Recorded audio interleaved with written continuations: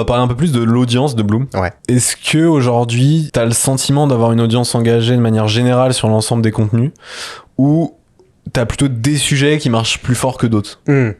Alors, il y a une base vraiment de communauté Bloom qui est sur Instagram et qui, elle, est vraiment engagée. Et, en fait, ça vient du simple fait que nous, au début, notre audience, c'était vraiment vu comme un truc hyper précieux. Genre, en vrai, quand tu démarres, t'as pas beaucoup d'abonnés, donc tu fais attention à chaque abonné que t'as. Et je me souviens d'une période où, globalement, chaque abonné qu'on avait, on leur envoyait un message de bienvenue sur Bloom.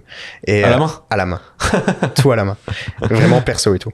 C'était vraiment c'était un travail de ouf. Oh ouais, c'est trop bien. C'est un travail de ouf, mais en fait, c'est dans notre ADN, tu vois, de kiffer notre audience. On répond à tout le monde aujourd'hui. Bah ouais, mais c'est ce qui permet de snowball, en fait, aussi, un peu, d'un point de vue de l'audience après. Il y a ça, et en fait, toutes les personnes qui nous contactent en DM, là, tu vois, je sais que sur Bloom, tous les DM sont vides à la journée, tu vois, en fin de journée, il n'y a plus de DM qui sont encore là.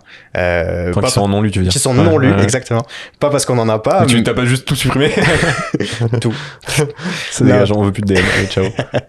Le mec, il dit tout l'inverse de son Non, et globalement, c'est parce que nous, on kiffe ça, et en fait, il y a des gens qui nous posent des questions, et c'est normal, et on est là pour y répondre. Parce que comment tu peux dire que t'es là pour démocratiser la tech si derrière, tu fais une vidéo et il y a un gars qui te pose une question, tu lui réponds pas, tu vois. Après, il y a aussi une notion de... Parce que pour vous, c'est peut-être encore tenable.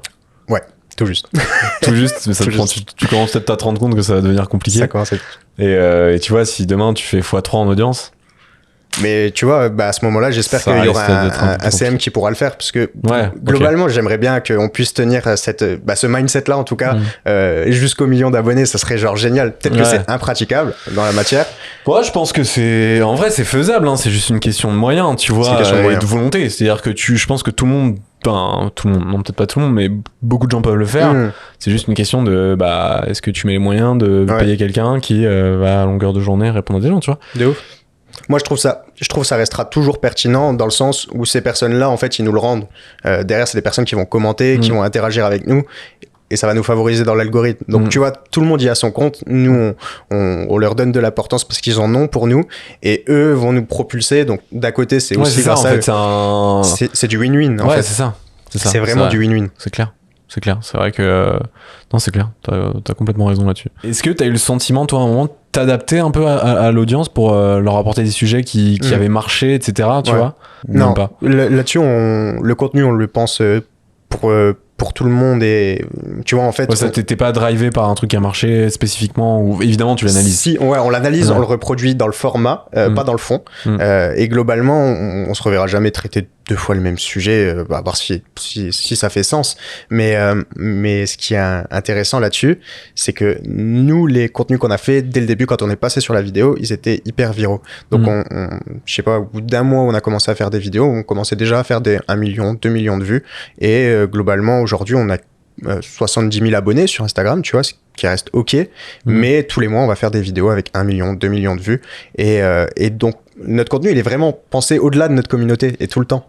Donc, plaire à une communauté, c'est pas de notre intérêt, parce qu'on veut plaire à tout le monde, tu vois, ou en tout cas que tout le monde puisse regarder cette vidéo. Donc on se focus pas tellement sur ce que la communauté a aimé à un moment donné.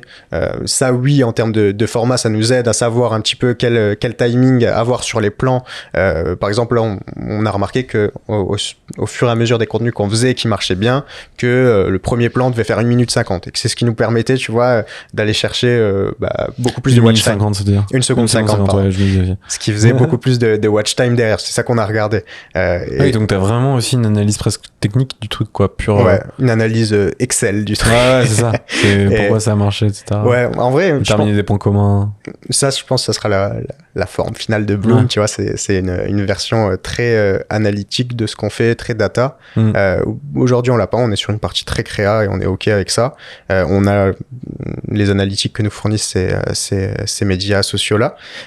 Mais globalement, je trouve que c'est intéressant et pertinent de les analyser, de les retranscrire et de cerner certaines choses qui vont toujours marcher quoi que tu dises dans ton contenu, tu vois.